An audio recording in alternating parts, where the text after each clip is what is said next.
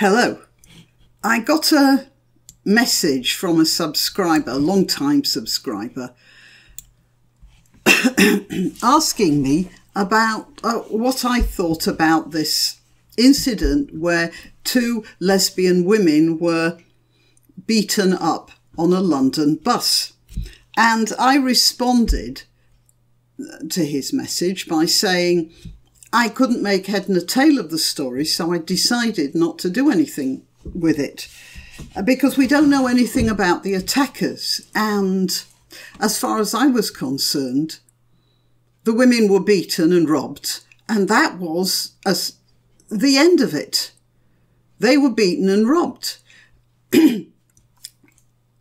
And I was starting to think, well, for instance, were they Muslim? Was it a religiously motivated crime? Were they perhaps black and it was a racially motivated crime? Were they misogynistic? In which case, I don't know what, gender-related crime? I have no idea. Was it a hate crime? And those things were going through my mind. And then I thought, goodness me, I'm being brainwashed. Despite the fact that I'm making videos here about people being brainwashed, I was thinking in those terms. It wasn't a hate crime. It wasn't a sexually motivated crime. It wasn't a racially motivated crime. It wasn't a gender-related crime. It was a crime. The women were beaten and robbed. That is as far as it should go. Deciding whether it's a hate crime is getting into the heads of those bullies who did what they did, those thieves who did what they did, and trying to discern their motives. I think it was Queen Elizabeth I who said, "Shall I make a window into men's minds?" And that was supposed to be a principle of British law ever since. You cannot talk about the motives because you don't know what the motives were. You will never know what the motives were. You can surmise on weight of evidence. You can decide that probably they did X for Y reasons, but that's neither here nor there. The law is a blunt instrument. It's not a mind-reading instrument. It's to do with effects. If the effect of what somebody did was a crime, personal damage, personal theft, then that's as much as we should be thinking of. So deciding about these women, they were beaten and robbed on a bus. Little old ladies get beaten and robbed on buses every day of the week. It doesn't make such a fuss. The only reason it made a fuss was because the media decided they could make a big thing out of it because it was a hate crime, or they could pump it up as a hate crime anyway. I still don't know what it was. We're not getting any information apart from the fact that 4 men have been arrested, and they're boys between the ages of 15 and 18. Between the ages of 15 and 18, I'd call them, well, I think I've seen in newspapers they were referred to as youths, or youth at one point or another. But they're still teenagers. However, I'm looking at the tweet Melania P put out, which included a photograph of the damage that was done to them. It's terrible. Look, I'm not saying that these women deserved what they got. They didn't. Nobody deserves to be beaten up on a public transport, well, anywhere. Nobody deserves to be beaten up. But there are some circumstances here which maybe I can offer you some advice about. So I'm going to read the tweet. Last Wednesday, I had a date with Chris. We got on the night bus heading for her place in Camden Town. I climbed upstairs. I'm assuming that's not her place in Camden Town. That's the bus. That's a grammar thing. I'll leave that on one side. This is not a grammar situation at the moment. Climbed upstairs and took the front seats. Now, we must have kissed or something because these guys came after us. Now, I want to talk about that. We must have kissed or something. You were kissing, weren't you? Just say it. You were kissing. Now, ladies, or boys and girls, or anyone, This was a night bus. The fact that the word night is in the name does not imply anything more than that it was running during nighttime hours on a special schedule. Do you understand what I'm trying to say? It's a bus. It's public transport. It doesn't matter if you're gay or straight.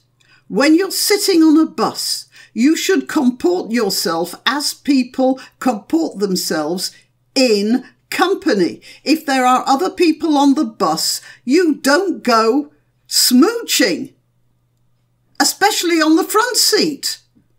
I mean, let's face it, if people want to do a little bit of hanky-panky in a bus, and I'm referring to anything of the less demonstrative variety. If you want to kiss and cuddle on a bus, you go to the back seat, don't you, where fewer people are likely to see you. You went to the front seat and started smooching. What did you expect? There are always people who are going to bully others who they think of as a bit different. This will always happen.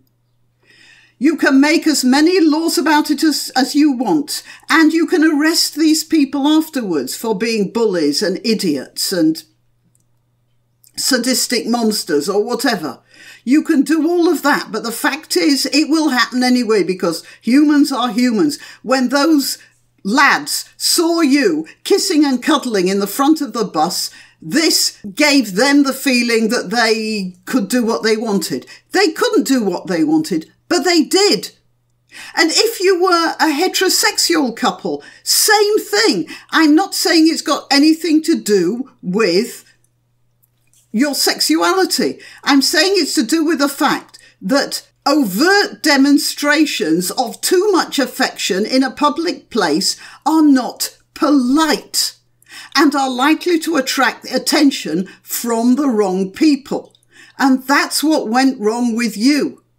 Now, there's always this thing where people say, blame the victim. They asked for it. Well, they didn't ask for it. But they didn't act properly either. They acted in a way that was likely to get them some attention, almost certainly unwanted attention, and they shouldn't have been doing it. We must have kissed or something. For goodness sake, you're on a bus, you're heading home. How long? 20 minutes, half an hour, and you're behind a closed door. Can't you wait? Well, anyway, let's see. I don't remember if they were already there or if they got on after us. There were at least 4 of them. You see, a mob of bullies probably egging each other on. They started behaving like hooligans, demanded that we kiss so that they could enjoy watching. Now, that was not nice. They deserve being punished. But I go back to my previous statement. You should not have been smooching in the first place. And then they started. Now, I don't know whether, as I said before, I wondered if they were Muslims. I don't think they were, because they were describing sexual positions, and they gave a particular word which is well known to perhaps to people who know something about blue movies and that sort of thing. And before you ask, yes, I do know something about blue movies. As a writer and as a student of English literature, I have to know everything about what's produced in English. But this word here, which is known to people who know about such things, I'm not so sure that most Muslim lads of that age would know about that. Maybe I'm wrong there. So she started making jokes, thinking that this would defuse the situation. And her girlfriend pretended she was sick. Well, they kept on harassing them, and they shouldn't have. I keep saying this because I don't want anyone to pick up on my words and say I'm justifying what these lads did. But they kept on harassing us, and harassing is the word. Throwing us coins and becoming more enthusiastic about it. What? I don't know. The next thing I know is that Chris is in the middle of the bus fighting with them. All right, so it's entirely possible that Chris picked the fight. I'm just saying we don't know. The fact that they were throwing coins or everything, at that point, I would probably have got up and gone downstairs.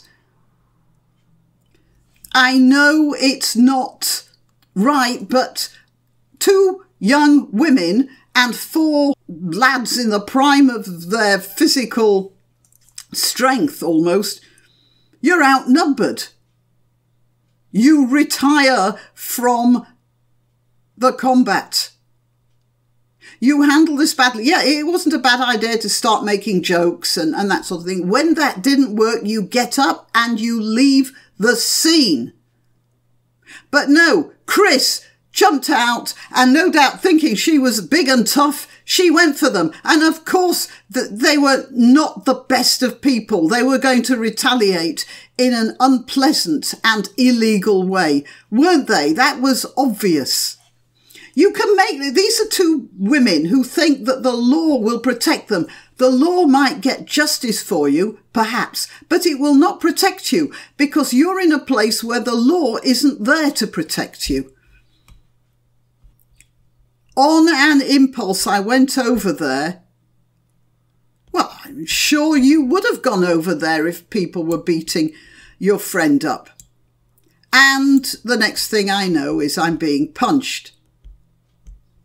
Yes, it was a nasty situation for which you do have some responsibility. I'm not saying that these lads should get away with what they did. I'm saying that the law should throw the book at them, probably beat them over the head with it at the same time. But you have responsibility for it. I think I might have mentioned this before. When I was at school, there was a girl, there was some stealing going on. Our school bags were being robbed. And when the girl was caught, the headmistress, it was a girls' school, the headmistress assembled us all, and she said, well, I suppose you know that we've caught the thief, but I want you all to know that some of you are responsible for the fact that she is now expelled from the school and is going to live the rest of her life under a cloud because you put temptation in her way. You left your bags hanging around. You left money open. That's probably why I'm being so tough on these women now, because I remembered that, and I think the headmistress was right. I believe, actually there's something in the Bible, isn't there, about not putting a stumbling block in somebody's way. You don't give people the opportunity to mistreat you. And if you do, then you can't be punished for it, but you are responsible anyway. And so that's, and she says, what upsets me most is that violence has become a common thing. No, it hasn't. I mean, violence does happen, and London has become very violent, but the fact is people are on the buses all the time, and they still get to and from work and to and from the theatre or the pub or wherever, and they don't get beaten up. It's not a common thing. But I'll tell you what, if you're sitting there in the front of the bus having surrogate sexual intercourse with somebody of whatever sex, of whatever inclination, you are going to attract attention, and frequently it won't be the sort of attention you find welcome.